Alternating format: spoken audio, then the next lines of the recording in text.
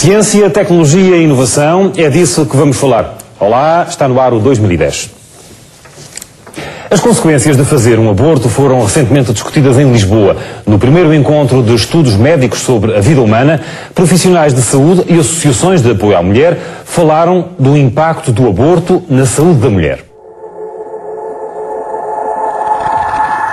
O aborto é habitualmente encarado como uma solução para resolver o problema de uma gravidez indesejada. Mas em Portugal, pouco ou nada se sabe sobre as consequências da prática do aborto induzido. É que, ao contrário do que se pensa, os problemas não acabam quando se interrompe voluntariamente uma gravidez. Este pode ser, aliás, o princípio de outros e graves problemas de saúde na vida de uma mulher.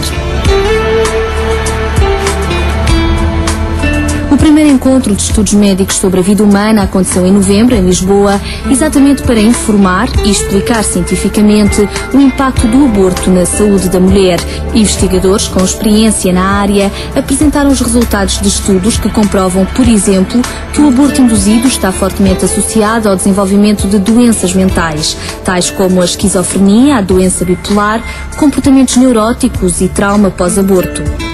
When a person who has been traumatized by an abortion goes to a healthcare provider, quando uma pessoa sofre de um trauma pós-aborto e vai a um centro de saúde, eles vão nos encorajar de falar sobre o assunto.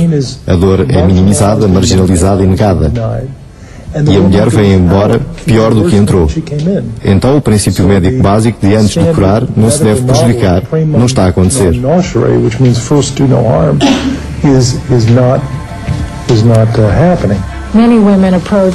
Muitas mulheres abordam a gravidez indesejada num estado de crise, não estão esclarecidas, são muito vulneráveis a pressões de outras pessoas e precisam decidir consoante as suas crenças. De acordo com o estudo de Priscilla Coleman, nos Estados Unidos da América, cerca de 1,3 milhões de mulheres fazem o aborto por ano e dessas, 260 mil revelam problemas de saúde mental. Os dados da investigação mostram ainda que mais de 60% das mulheres que praticaram um aborto receberam cuidados mentais 90 dias depois. Apesar de em Portugal ainda não existir conhecimento científico a este nível, há a experiência profissional de quem lida diariamente com mulheres que viveram a prática de um aborto. Os sintomas não variam muito. Sintomas de ansiedade, de sintomas de depressão, de alteração de comportamento, de irritabilidade, de explosões de agressividade, de incapacidade de manter relações conjugais, de dificuldade de relacionamento com outros filhos que têm a seguir. E, naturalmente, isto faz parte, digamos, do conjunto de histórias com que tenho contactado ao longo da vida, digamos, eu diria, extremamente corrente, infelizmente muito corrente, e, portanto, não precisaria que nenhum especialista de lado nenhum do mundo me viesse dizer que há perturbações emocionais pós-aborto, pois todos nós, profissionais, contactamos com elas no nosso dia-a-dia. Mas as consequências do aborto não se refletem apenas na saúde mental da mulher. Joel Bryant, presidente do Instituto de Prevenção do Câncer da Mama em Nova Iorque, comprovou a relação direta entre o aborto e a doença.